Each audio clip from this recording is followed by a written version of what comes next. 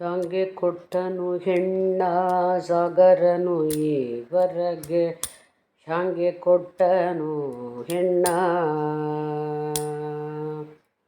ಸಾಗರನು ಈವರೆಗೆ. ಹ್ಯಾಂಗೆ ಕೊಟ್ಟನು ಹೆಣ್ಣ.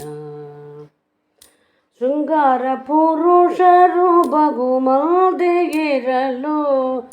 ಶೃಂಗಾರ ಪುರುಷರು ಬಹುಮಂದಿಗಿರಲು.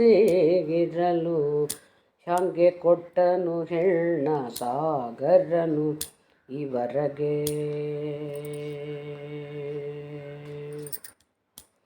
ಗುಷ್ಟು ನಾರುವ ಮೈಯ ಬಿಟ್ಟಿದ್ದ ಬಿರುಗಣ್ಣು.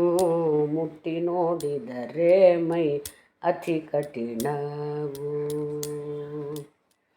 ಗುಷ್ಟು ನಾರುವ ಮೈಯ ಬಿಟ್ಟಿದ್ದ ಬಿರುಗಣ್ಣು. ಮುಟ್ಟಿ ನೋಡಿದರೆ ಮೈಗತಿ ಕಠಿಣವು. ಸುಟ್ಟು ಮೊರೆಯು ಇವಾಗೆ ಎಷ್ಟುದ್ದ ಹಲ್ಲುಗಳು. ಸೊಟ್ಟು ಮೊರೆಯು ಇವಾಗೆ ಎಷ್ಟುದ್ದ ಹಲ್ಲುಗಳು. ಇಷ್ಟು ಘೋರ ಮುಖದಳೆಯದೆಲ್ಲಿ ದೊರಕಿದನೋ. ಇಷ್ಟು ಘೋರ ಮುಖದಳೆಯ ಎಲ್ಲಿ ದೊರಕಿದನೋ. ಹ್ಯಾಂಗೆ ಕೊಟ್ಟನು ಹೆಣ್ಣ. ಬಡವನು ಭಿಕ್ಷುಕನು ಬಡಪನಂದದಿ ಕೋಪವು. ನೋಡಿದರೆ ತಲೆ ಜಟೆಯು ಕಟ್ಟಿಹುದು. ಬಡವನು ಭಿಕ್ಷುಕನು ಬಡಪನಂದದಿ ಕೋಪವು. ನೋಡಿದರೆ ತಲೆ ಜಟೆಯು ಕಟ್ಟಿಹುದು. ಬೆಡಗು ನುಡಿಗಾರ ಜಾರ ಚೋರನಿಗೆ. ಬೆಡಗು ನುಡಿಗಾರ ಜಾರ ಚೋರನಿಗೆ. ನೋಡಿ ನೋಡಿ ಹೆಣ್ಣ ಹ್ಯಾಂಗೆ ಕೊಟ್ಟನು. ನೋಡಿ ನೋಡಿ ಹೆಣ್ಣ ಹ್ಯಾಂಗೆ ಕೊಟ್ಟನು. ಹ್ಯಾಂಗೆ ಕೊಟ್ಟನು ಹೆಣ್ಣ ಸಾಗರನು ಈವರೆಗೆ. ಬಂಡನಾಗಿರುವನು ಕಂಡವರೊಡನೆ ಕಾಳಗವ. ಕೊಂಡು ಬಲು ಉದ್ದಂಡನಿವನು. ಬಂಡನಾಗಿರುವನು ಕಂಡವರೊಡನೆ ಕಾಳಗವ. ಕೊಂಡು ಬಲ ಉದ್ದಂಡನಿವನು. ಅಂಡಜವಾಹನಗೆ ಯೋಗ್ಯವಾದ ಹೆಣ್ಣಗಂಡಜ ವಾಹನಗೆ ಯೋಗ್ಯವಾದ ಹೆಣ್ಣ. ಕಂಡು ಕಂಡಿ ಹಯವದನಗೆ ಕೊಟ್ಟನ್ ಹ್ಯಾಗೆ. ಕಂಡು ಕಂಡು ಈ ಹಯವದನಗೆ ಕೊಟ್ಟನ್ ಹ್ಯಾಗೆ. ಹ್ಯಾಗೆ ಕೊಟ್ಟನು ಹೆಣ್ಣ ಸಾಗರನು ಈವರೆಗೆ. ಶೃಂಗಾರ ಪುರುಷರು ಬಹುಮಂದಿ ಇರಲು. ಹ್ಯಾಂಗೆ ಕೊಟ್ಟನು ಹೆಣ್ಣ ಸಾಗರನು ಈವರೆಗೆ. ಹ್ಯಾಂಗೆ ಕೊಟ್ಟನು ಹೆಣ್ಣ.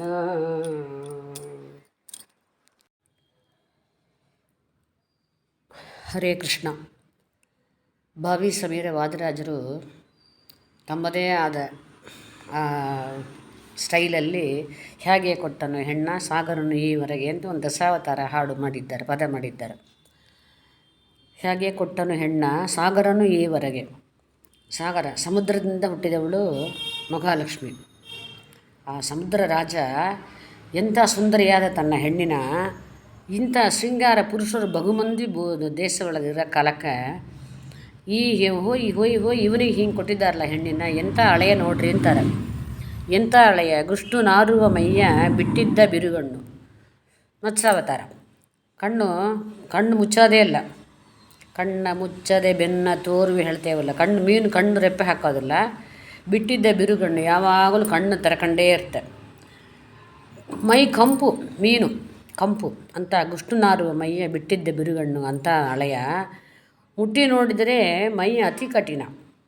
ಆ ಕೂರ್ಮ ಅವತಾರ ಇದು. ಆಮೆ ಓಡು ಅಂತ ಹೇಳ್ತಾರಲ್ಲ ಮೇಲೆ, ಎಷ್ಟು ತಡಿತೆ ಅಂದ್ರೆ ಅಷ್ಟು ತಿಕ್ನೆಸ್ ಅಂತದು. ಅದನ್ನು ಹಿಂಗೆ ತಿರುಗಿಸಿ ಹಾಕಿರ್ತಾನೆ, ಅದಕ್ಕೆ ಸಾವು. ಹೀಗೆ ಹೋಗ್ತಾಯಿದ್ರೆ ಅದು ಏನು ಹೊಡೆದನ್ನು ಕೂಡ ಹೊಡೆಯೋದಿಲ್ಲ. ಆಮೆ ಓಡಿಗೆ ಮೇಲೆಗೆ ಅಷ್ಟು ಕಠಿಣವಾದದ್ದು. ಅಂಥ ಕಠಿಣ ಮೈ ಉಳ್ಳ ಈ ಶೃಂಗಾರವಾದ ಇಂಥ ಪುರುಷಗೆ ಹೆಂಗೆ ಕೊಟ್ಟು ನೀನು ಕೂರ್ಮ ಅವತಾರಾಗ ಅಂತ ಹೇಳ್ತಾರೆ. ಸೊಟ್ಟ ಮೋರೆಯು, ಸೊಟ್ಟು ಮೋರೆ ಅಂತ ಹಿಂಗೆ ಹೊರಗೆ ಅವತಾರ ನೋಡ್ರಿ.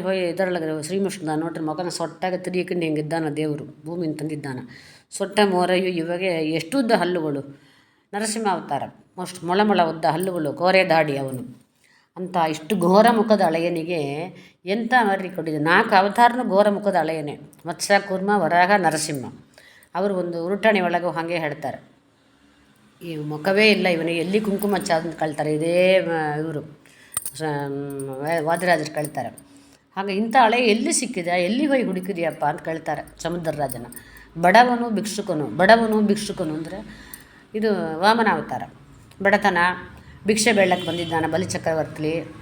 ಆಮೇಲೆ ಬಡಪನಂಥದ್ದು ಕೋಪವು, ಯಾವಾಗಲೂ ಕೋಪಿಷ್ಟು ಪರಶುರಾಮ ದೇವರು.